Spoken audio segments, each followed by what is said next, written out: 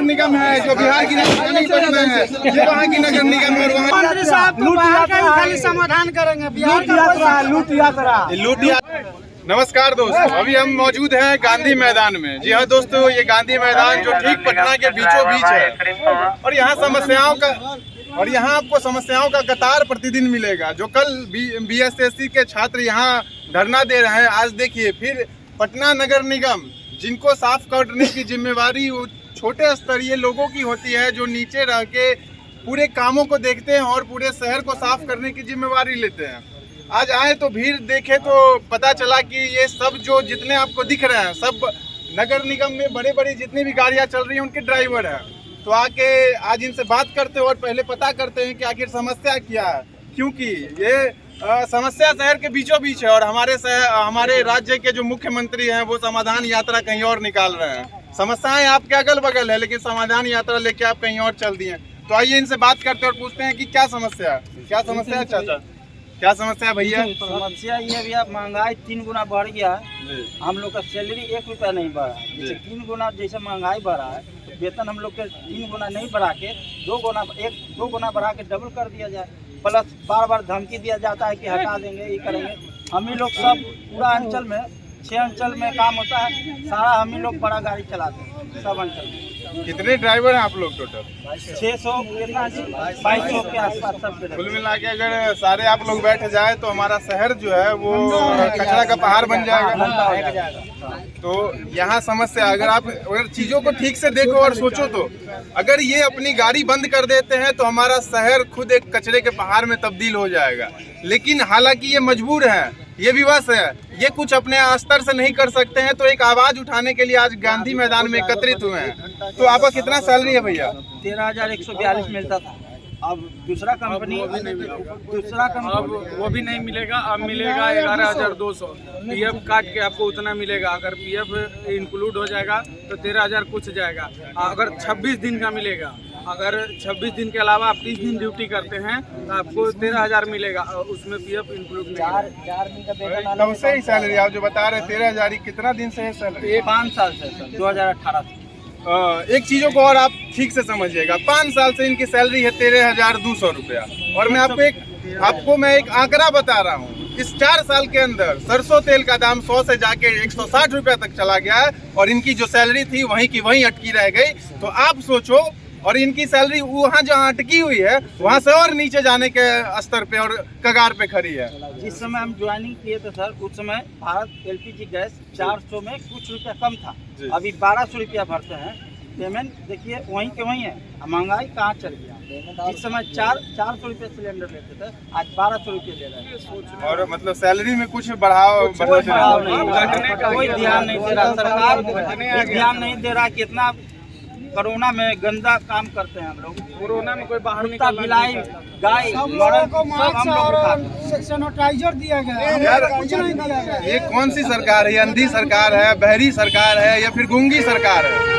समझ में ही नहीं आता है, क्योंकि चीजें आपके सामने दिख रही है, सारी चीजें आपके सामने है, ये महंगाई आपके सामने है। और देखिए ये देखिए, आप इधर दिखाए, कैमरा दिखाइए कि कितने भारी तादाद में लोग यहाँ पहुँच रहे हैं, क्योंकि समस्या जो है ये सबकी समस्या और इस समस्याओं को सरकार तक पहुँचना जरूरी है। और ये समाधान यात्रा निकालने के लिए आपको गाड़ी का हाल दिखाते हैं। गाड़ी का हाल देखिए, गाड़ी के हाल में बेहाल यहाँ दिख रहा है कि ये लोग जो आज यहाँ एकत्रित हुए हैं, ये अपनी मजबूरियों के लेके एकत्रित हुए हैं, अपनी समस्याओं को बताने के लिए आए हैं। गाड़ियों के सामने देख सकते हैं नगर निगम। जी हाँ, ये पटना नगर निगम है जो बिहार की राजधानी पटना है, ये वहाँ की नगर निगम है और वहाँ के नगर निगम का स्थिति आपके आंखों के सामने है।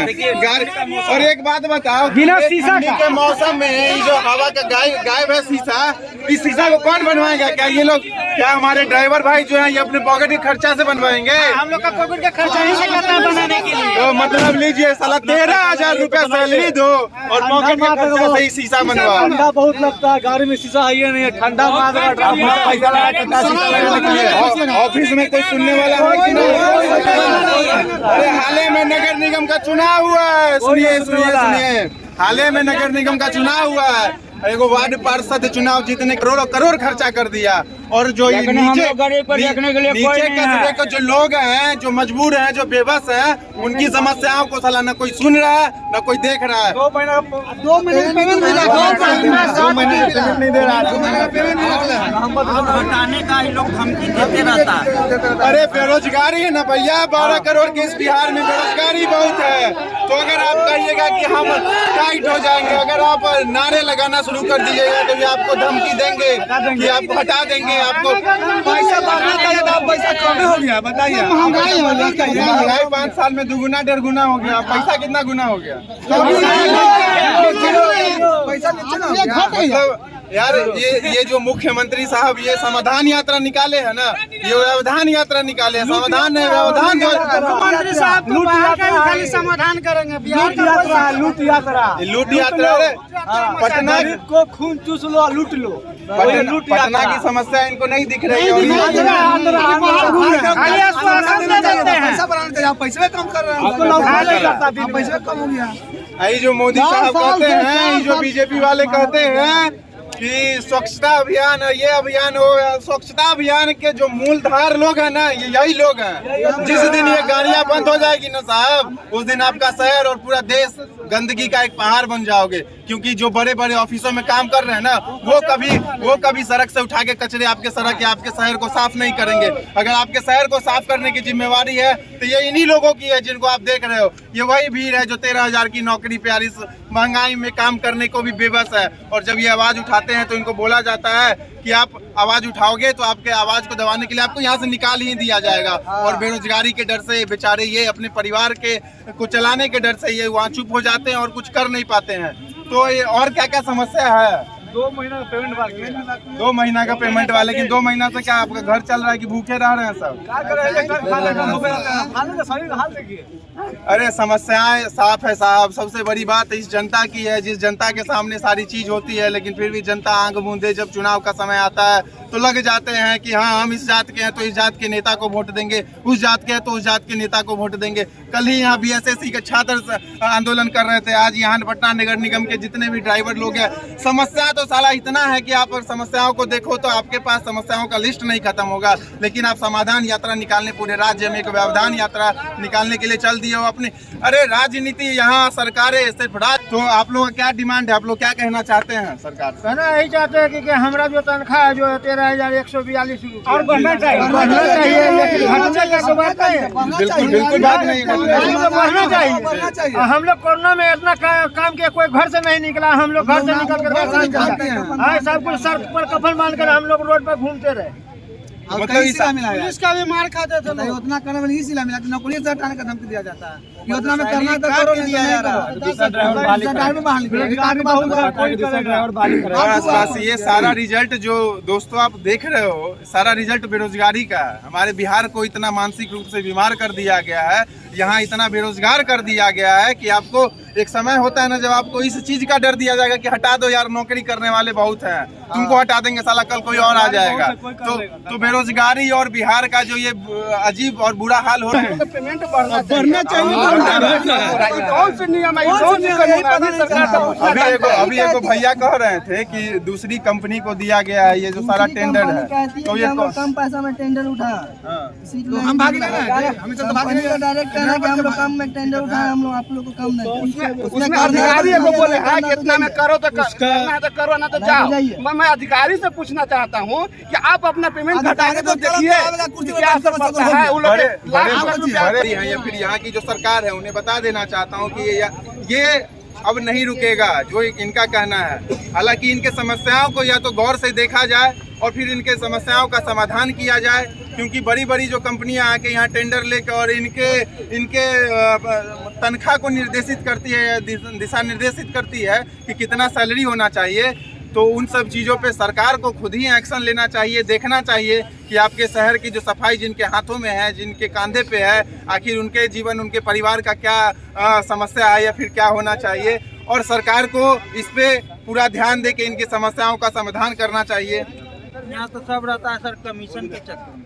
मेरा पैसा पॉकेट बढ़े और चाहता मेरा पॉकेट बढ़े। सारा खेल है कमीशन का, सरकार इसमें आंख बंद किए हुए, कोई ध्यान नहीं।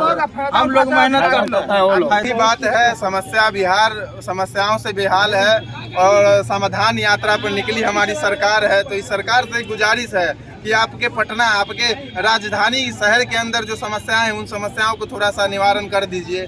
थोड़ा सा ये 500-600 जो ड्राइवर परिवार के घर के लोग हैं इनके ऊपर ध्यान दे कि इनके समस्याओं को सुन लीजिए। और नीचे स्तर के समस्याओं के आप दूर नहीं कर रहे हैं सर। आपके राजधानी में जो समस्या आप उनको दूर नहीं करो और समाधान यात्रा पे आप निकल गए हो।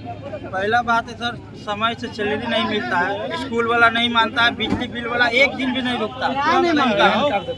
और यहाँ पर हम लोग काम कर रहे हैं तो टाइम से 6 महीना देना चाहिए ना, वो भी नहीं देता।